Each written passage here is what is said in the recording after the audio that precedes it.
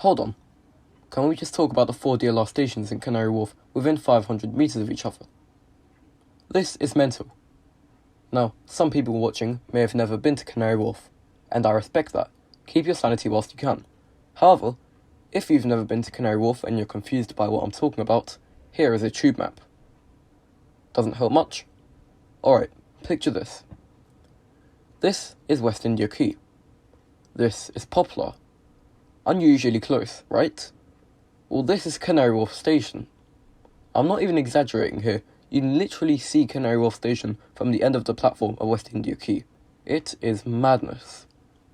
Then we have Heron Keys, which is equally worse because you can also see Canary Wharf Station quite visibly.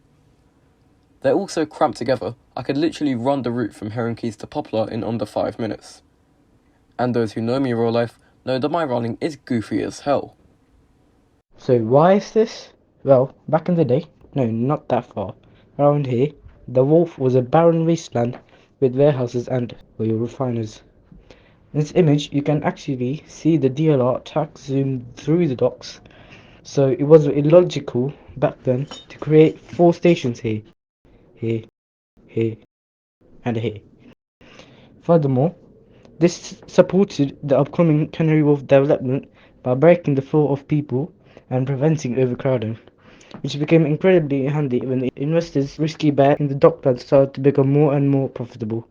This was aided with the Jubilee line as well, which helped the development and just made more sense as to have the DLR have more stations so that there are more interchange points. Today, Canary Wharf is thriving, but still don't go there for your sanity. Speaking of the Jubilee line, another burden that the building of 4 stations within 500 metres of each other carries is that it's quite hard to determine where to interchange from. For example, on the tube map, it shows that the most quick and direct connection to the DLR is via Canary Wharf Station. However, that is not actually the case. Heron Keys is actually closer to the Jubilee line at 120 metres compared to 200 metres. Likewise, on the Elizabeth line, it suggests that the most direct route to the DLR is via Canary Wharf Station. However, the actual fastest route to the DLR is at West India Quay. Actually, that's sort of a lie, since if you find yourself on the east end of the Elizabeth line, the closest station then is Poplar. What? Alright, so putting aside TfL's love for misrepresenting Canary Wharf on the tube map, is this really worth it? Should there really be 4 stations within 500 metres of each other? Well, in order to determine this, let's go through each of the station's individual uses and see if it's worth having the station there as opposed to using the next closest. First up, Poplar. I don't actually mind this station. It's the closest thing to Canary Wharf to get you onto the Woolwich Arsenal line on the DLR, and since I live near Woolwich Arsenal, I actually find this station quite useful. Next, West India Quay.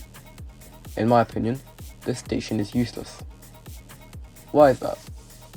Well, firstly, the trains from Bank to Lewisham don't even stop there, making it more effective to just go to Canary Wharf for Lewisham trains. Secondly, as previously mentioned, it is literally 100 metres from Canary Wharf, so there isn't even a reason for it to be there. Thirdly, it's quite useless as opposed to neighbouring Poplar, as West India Quay only has trains to Bank, Lewisham and Stratford, whilst Poplar has all of these destinations and Beckton, Tower Gateway and Woolwich Arsenal. In fact, the only time I've ever used that station is when I tried to find Poplar but accidentally used the wrong bridge and ended up at West India Quay, not the actual west of India. Next, Canary Wharf. I found this station to be a staple of Canary Wharf, and although I've never used it, it's in a central location at walking distance to the Jubilee and Elizabeth lines.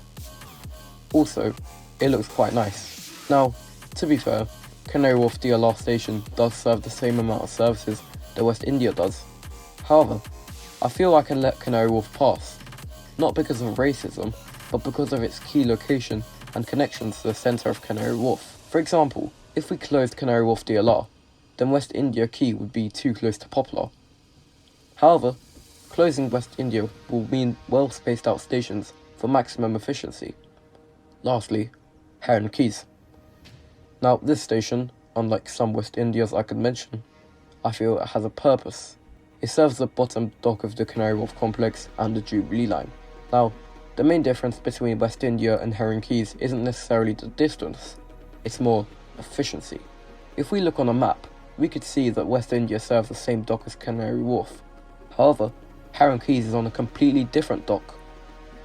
This means that if Heron Keys closes, then there won't be any replacements other than either walking to Canary Wharf or going for a swim to South Quay Station, which leads me to believe that this station should stay. In conclusion, there we have it. A history of Canary Wharf stations and how they're oddly placed. As always on YouTube, if you like this video, there is a button for that. Equally, if you dislike the video, there is also a button for that, except it's hidden for some reason. If you like this video and wanted to see more, or you just like me as a person, there's a button where you can subscribe to my channel to get updates whenever I upload a video. However, if you absolutely despise this video and/or me as a person, then press the subscribe button and then about 30 seconds later, unsubscribe. That will never fail to make me cry for about 6 hours in the bathroom every Tuesday at 4:23 PM Eastern Time. But jokes aside, goodbye.